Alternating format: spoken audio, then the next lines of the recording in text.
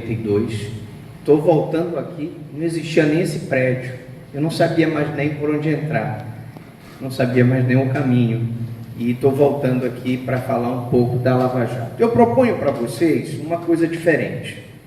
Para poder responder, eu queria mostrar alguns dados importantes sobre a questão da corrupção. Eu queria falar para vocês sobre a Lava Jato. Como hoje o Brasil, como outros e outros países do mundo, se transformou numa verdadeira corrupção e violação dos direitos humanos. Como a corrupção pública, ela viola o teu direito fundamental do cidadão. Vamos passando então, rapidamente, porque me deram uma missão de tentar falar em 20 minutos, uma palestra que seria de uma tese de doutorado. O nosso objetivo aqui em Minas Gerais é demonstrar que a corrupção investigada pela Operação Lava Jato é a maior ameaça aos direitos humanos de você, cidadão. Porque é a corrupção que tira o teu direito à saúde, o teu direito à educação, o teu direito ao medicamento, à merenda escolar do teu filho. E quando a Operação Lava Jato, ou qualquer operação que seja feita pelo Ministério Público Federal ou pelo Ministério Público Estadual, tenta punir o corrupto e recuperar o dinheiro desviado, com certeza ela está defendendo, direto ou indiretamente, o teu direito humano, o teu direito fundamental. Passando. Então, nós vamos partir da seguinte premissa. Corrupção não pode ser aferida objetivamente, porque ela não tem, como nós sabemos, contabilidade. Segundo, nós vamos mostrar que quanto mais aumenta a corrupção, mais a tendência de que o teu dinheiro diminua, a valorização da moeda brasileira e o teu salário, o salário de quem te mantém, o teu poder de compra diminui. Depois, eu queria mostrar para vocês os números expressivos da operação. E aí nós queríamos mostrar aqui, e eu perguntaria para vocês, qual que vocês acham que é a maior mazela da humanidade hoje em dia? Seria a fome, guerra, terrorismo, o problema da educação, da ignorância, o problema da nossa infraestrutura, a saúde ou a corrupção? Pensem bem. Passando um pouquinho, eu queria mostrar alguns números aqui da Operação Lava Jato no Supremo. São 24 denúncias, 3.270 manifestações, 450 investigações, 79 milhões repatriados, só no Supremo. Depois eu volto aqui, passando então rapidamente, para não cansá-los, esses dados estão no relatório do Ministério Público Federal. Nós temos ali 1.765 procedimentos instaurados, 10,3 bilhões já foram recuperados, 38 bilhões, 38,1 bilhões só em multas. E se nós pegarmos aqui, já falando um pouquinho sobre a questão da delação premiada, o que é a delação premiada? A delação premiada é um instituto que tem sido utilizado por outros países, é um instituto que tem muito sucesso nos Estados Unidos, por exemplo, e foi, na verdade, copiado. Mas você vai me perguntar assim, mas, doutor Franklin, eu me baseio, o senhor como promotor de justiça se baseia numa delação premiada para pedir uma condenação de uma pessoa? O Supremo Tribunal Federal condenou essa pessoa baseado apenas na delação premiada? Não. Ele se baseou numa prova que estava sendo denunciada por uma pessoa através da delação premiada. E essa prova, se não existisse, não geraria uma condenação, porque a delação por si só não gera condenação. Está previsto, inclusive, na própria estrutura da lei da delação premiada. comparou-se a delação com o ato jurídico, e eu concordo, ela é um ato jurídico, que tem que ter objeto lícito, formalidades previstas em lei, e se não tiver o objeto lícito, o agente capaz e as formalidades previstas em lei, ela pode ser anulada, razão pela qual a delação que foi feita pela JBS foi anulada, corretamente. A partir do momento que se descobre que o delator não cumpriu com as condições do acordo, que é um acordo, se anula. Mas vamos lá, vamos mostrar para vocês. Isso é a nossa desvalorização do real desde 2004 até 2016. Vamos passando. O câmbio, ele varia de acordo com o aspecto que nós analisemos. O teu dinheiro você sente no bolso, que o preço do teu transporte aumentou, que não tens mais dinheiro para sair para jantar fora, que tu não tens, que pesa o dinheiro para comprar os teus livros e etc. Por quê? Porque se a gente fizer, vamos passando, uma comparação com, por exemplo, o impacto da corrupção no preço da Petrobras, que é a maior estatal brasileira, a corrupção levou a Petrobras a uma situação de desvalorização de quase um terço do preço. Temos aqui um problema no... E aí eu pergunto, com todo esse problema da corrupção, será que eu estou violando uma norma processual penal? Será que a Lava Jato está violando normas de processo penal? Porque a delação premiada é prevista em lei. A condução coercitiva é prevista em lei. Lá no processo penal que nós fazemos diariamente, todos os dias na audiência, se uma testemunha não comparece, a gente pode conduzi-la coercitivamente. Se ela não vai e a testemunha tem a obrigação de prestar depoimento em juízo. Não é o caso do acusado, que tem um direito ao silêncio, mas a lei me dá autorização. Então o Ministério Público Federal está fazendo alguma coisa ilegal? O Ministério Público Estadual está fazendo alguma coisa ilegal em conduzir coercitivamente?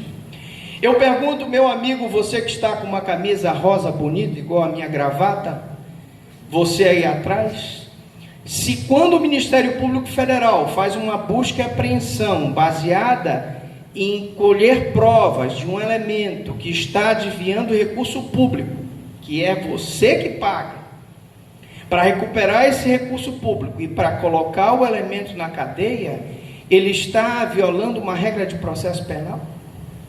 O senhor que deu uma palestra com eu não sei, eu acho que não é brasileiro, e deu uma palestra tão boa aqui, e falou tão bem, pergunta ao senhor se o senhor acharia justo que nós esperássemos, a senhora que está aqui, e me deu apenas 20 minutos para eu dar o meu recado, imagine a senhora, não sei se a senhora é estudante de direito, que eu esperasse a primeira instância uma ação de improbidade ou uma ação criminal. Temos aí 5 anos para o juiz de primeiro grau julgar um processo criminal por peculato. E depois eu tenho mais 5 anos para que o recurso de apelação no Tribunal de Justiça seja julgado. Mas a senhora é advogada, é uma advogada boa, a senhora conhece a lei e vai recorrer com recurso especial para o STJ. E demora mais 5 anos. E depois o senhor de azul, que está me olhando, diz assim, doutor Franklin, mas eu também assisti às suas aulas lá no seu canal do YouTube, e lá diz que também ele tem direito ao recurso extraordinário. E vão aí mais 5 anos. E aí o senhor que está aí me olhando, e agradeço o convite que me foi feito, vai me dizer assim, mas olhe, nessas alturas do campeonato, 5 mais 5 mais 5 mais 5, mesmo peculato, eu vou pedir a prescrição retroativa, eu vou pedir a prescrição virtual. E esse corrupto que desviou o recurso público vai ficar impune. Porque não se iludam, senhores, que o que nós estamos vendo, e aí eu estou falando de recuperação judicial, é uma pequena quantidade de recursos que está sendo desviado. Vamos passando aqui. Esses são os meus livros, passando a cada 10 slides, e aqui um esquema da lavagem de dinheiro. A pessoa desvia o dinheiro recurso, é o placement, ele coloca num determinado banco, esse banco ele vai passando por várias contas e depois ele compra bens. Esse é o esquema do corrupto normal. Passando então. Mas voltando, só volta lá um instantinho. São de 30 a 80 bilhões de dólares desviados. Vocês ouviram bem? 30 a 80 bilhões de dólares. E sabe de quem é esse dinheiro? É seu, meu amigo. Você que está sentado aí, que está se perguntando se a Operação Lava Jato está violando o processo penal, que tudo isso que está sendo feito pelo Ministério Público Federal e pelo Ministério Público Estadual e pela Polícia Federal, é o que está na lei, porque a minha função como promotor, eu concordando ou não, é cumprir a lei. Muito bem, mas você que está com uma camisinha azul, meia verde ali, com um negócio meio... Você sabia que desses 80 bilhões, a gente só consegue resgatar uma pequena parte? Não sei se você prestou atenção aqui no início. O Ministério Público só conseguiu recuperar cerca de 30 bilhões repatriados, só 30. Significa dizer que 50 bilhões de dólares foram desviados da educação, da saúde, da infraestrutura e de outras coisas, e não foram recuperados pelo Ministério Público. Não pensem que a Operação Lava Jato, ou a Zelotes, ou qualquer outra operação, consegue recuperar tudo que é desviado. Ainda que eu considere que a Operação Lava Jato chegou aqui o Estado do Pará, só dá um dado aqui, a senhora que está assistindo, prestando atenção. Quanto a senhora acha que foi recuperado do valor desviado da corrupção aqui no Estado do Pará? Me diga a senhora que está com o papel na mão aí. Dê um chute. Não tem a mínima ideia. Dou um prêmio para vocês. Quem acertar, eu dou os 3 livros, meus 3 livros para vocês. 0. Não se recuperou absolutamente nada. Pergunta aos senhores: sentença penal condenatória. Quantas pessoas estão, eu não estou falando em prisão preventiva, situações pontuais de Tucuruí, Breu Branco, não estou falando isso, estou falando, me apontem uma situação de um político de grande relevo que tem uma sentença penal condenatória, está condenado. Nenhum. Mas voltando para cá, vamos voltar para cá. Passando então, por favor. Consequências da corrupção no Brasil.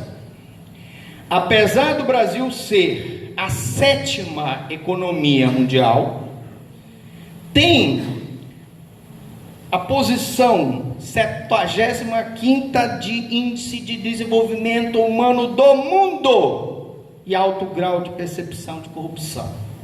Sabe o que significa isso? Eu estava fazendo doutorado em Salamanca, na Espanha. Vivia numa cidade em que tu tinhas um padrão 10 de educação, de saúde, de infraestrutura, de segurança espetacular. E índice de desenvolvimento humano. Se você sair aqui, você pode ser assaltado. Se você procurar atendimento médico, provavelmente você que não tem um plano de saúde não receberá o atendimento médico. Talvez muitos de vocês aqui se queixem da qualidade do ensino.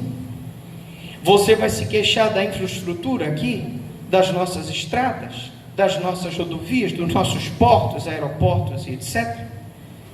Porque nós estamos falando de desenvolvimento urbano. E por quê, meu amigo? Porque 50 bilhões, a gente consegue até recuperar uma parte da corrupção, mas a maior parte, não se iludam, que com todo o esforço, ainda que critiquem que nós estamos violando algumas regras de processo penal, a gente não consegue recuperar tudo. E é o teu dinheiro, meu amigo, é o meu dinheiro, porque eu pago imposto. E como pago imposto? É o meu dinheiro que trabalho, que dou aula, que trabalho o dia todo lá fazendo audiência, para o corrupto desviar. Vamos passando aqui. Consequências da corrupção no Brasil: baixo índice de desenvolvimento humano. Razões do baixo índice: baixa educação. E aí eu estou falando que nós aqui somos pessoas privilegiadas. Somos pessoas que temos acesso à instrução, acesso à informação. Mas você sai aqui, na invasãozinha aqui do Guamá, e você não consegue achar uma pessoa que tenha esse acesso, que tenha consciência cívica para votar direito, porque ela vai se vender na próxima eleição, porque o político vai comprar ela com uma cesta básica, com um tijolo, com cimento, e depois vai se eleger para desviar recurso, para repor o valor que ele investiu, porque ela não tem educação, baixa expectativa de vida, falta, vocês sabem, e eu não preciso estar dizendo, remédio, médico, hospital, saneamento básico, baixa renda da população. Me foi numa palestra que eu assisti no Tribunal de Contas, me foi dito uma coisa espantosa que eu não acreditei, e eu fiquei assim como o senhor que está aí quase que roendo as unhas. Sabe quanto é a renda média do paraense? Não é a nossa, e nós somos privilegiados. A senhora sabe quanto é a renda média? R$200. Não acredito, doutor Franklin, R$200. Tem gente que vive com menos de R$200 de renda.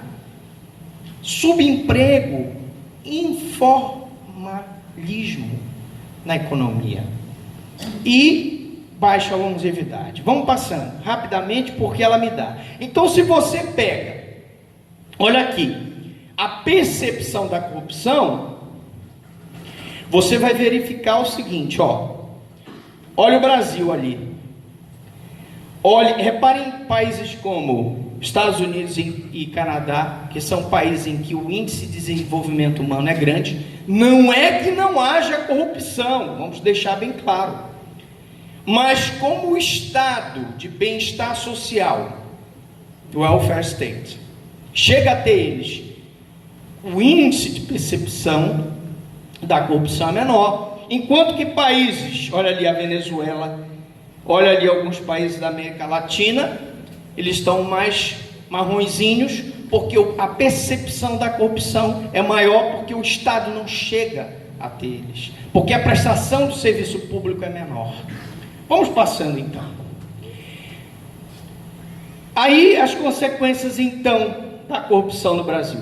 Algumas cidades brasileiras possuem índice de desenvolvimento humano equivalente à Polônia, Emirados Árabes, Portugal. E aí você pega Franca, você pega Lucas do Rio Verde, mas algumas cidades, inclusive eu trabalhei em cidades do interior, aqui do Marajó, São Sebastião da Boa Vista, Limoeiro do Ajuru, Curralinho, Oeiras do Pará, que o índice de desenvolvimento humano é comparável com a África subsaariana. Passa lá. No segundo quadro, e aí alguns têm índices inferiores aos piores índices da África. Por quê? Porque a desigualdade entre os países é muito grande. E a desigualdade interna no Brasil é grande. E aí o nosso estado do Pará realmente, ele é campeão em desigualdade. Vamos lá, só para a gente poder fazer uma comparação. Olha esse quadro aqui, ó.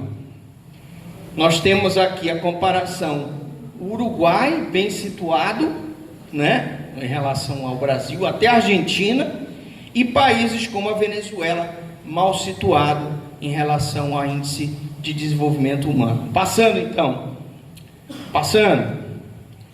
eu vou dar só uma pausa aqui.